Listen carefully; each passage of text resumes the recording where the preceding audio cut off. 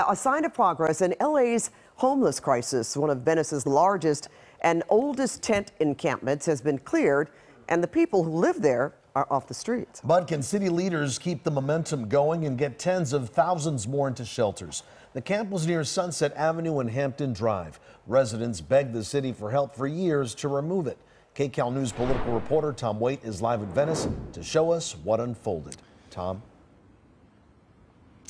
And you can just see right around me, I'm showing you pretty much nothing. Nothing because there is no tents, no tent city here as there used to be until just days ago. Some big changes happening here in Venice, but as you said, can city leaders keep this momentum going? These empty sidewalks in Venice represent progress and a sign of hope.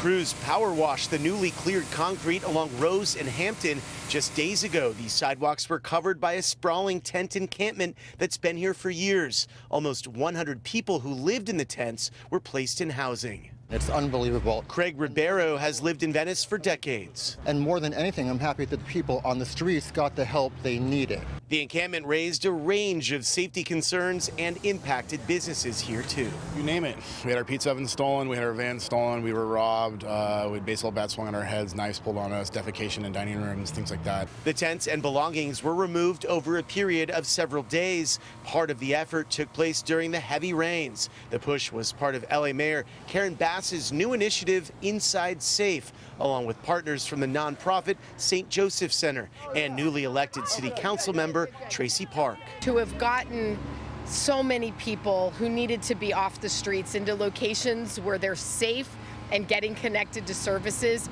is a tremendous win for me, for the mayor. Councilmember Park tapped into the West Side rage over the homeless crisis during her campaign and knows the pressure is on to get results.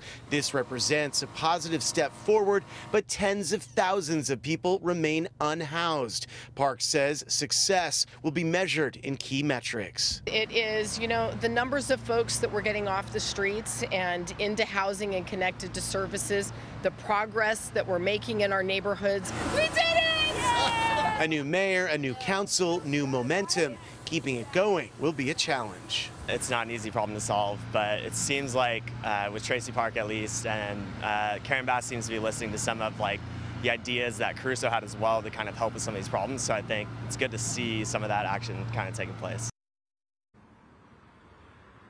One of the big criticisms in the past of city leaders is that after folks have made contact and put into housing and services, that they're not treated well, that they're forced off the streets, and they end up coming back out into the tent encampments.